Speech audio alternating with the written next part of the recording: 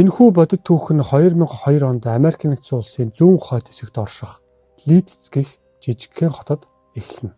Энд 43 настай Бренда гэх эмэгтэй нөхөр болох Ли мөн 2 хүүхдүүдийн хамт амьдардаг байв. 2002 оны 2 дугаар сарын 8-ны баасан гараг. Орой болж Ли болон хүүхдүүд нь гэртээ ирэхэд Бренда байсангүй. Урд нь хизээч ийм байдлаар алга болдоггүйг нь мэдэх тул Ли орон нутгийн цагдаад хандан эхнэрээ сураггүй алга болсныг мэдэгджээ.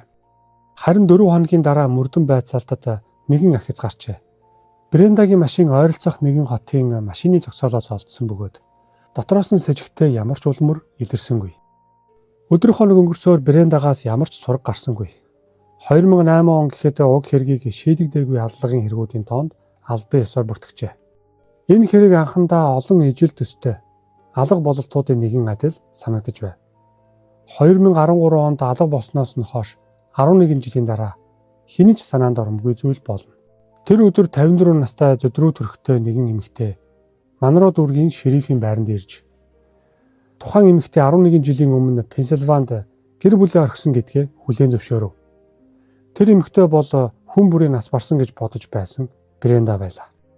Алга болдог тухайн өдөр буюу 2002 оны 2 дугаар сарын 8-нд тэрээр хүүхдүүдээ сургуульд нь хүргэж өгсөний дараа улсаас ганц бие ээжүүдэд үзүүлдэг санхүүгийн тусламж хүссэн байсан нь татгалзсан хариу авсан байж. Ойр дотныхондоо дараа болохоос айсандаа тэр сэтгэлээр унаж нэгэн цэцэрлэгт хүрээлэнд уйлж суусан байна.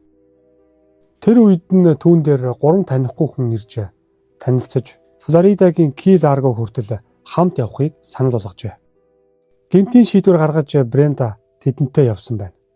Эхний 2 жилд тэр орон гэргүүчүүдтэй амьдарч, гүүрний дор хоноглож, ресторануудын хаягдлаар хооллож байв. Дараа нь гудамжинд танилцсан нэгэн эртэй хамт хаягдсан чиргүүлд амьдарч 7 жилийн турш жижиг ажил хийж зав цэвэрлэх зэргээр амь зууж байжээ. Энэ үедээ тэр хууль зөрчих зам руу оржээ. Хэдэн сарын дараа цагдаа нар түүнийг хугацаанд дууссан улсын дугаартай машин барьж явсныг зогсоож улмаар шалгахад машинаас нь мансууруулах бодис илэржээ. Нөхөр нь аллагад сэжиглэгдэж хүүхдүүд нь айдас шаналл донд өсөж байхад харин Бренда Флоридагийн наранд амьд сэрүүн байжээ. Бренда хууль зөрчсөн шалтгаанаар 2013 оны 5 дугаар сарын 3-нд дахин Санта Роза тойргийн шоронд хүрэгдэж хулгайн холбогдолтой хэд хэдэн хэрэгт буруутгагдсан байна. 6 дугаар сарын 11-нд шүүгч түүнийг тэнсэн харгалзах нөхцлөөд зөрчсөн гэх шалтгаанаар 1 жилийн хорих ял оноожээ.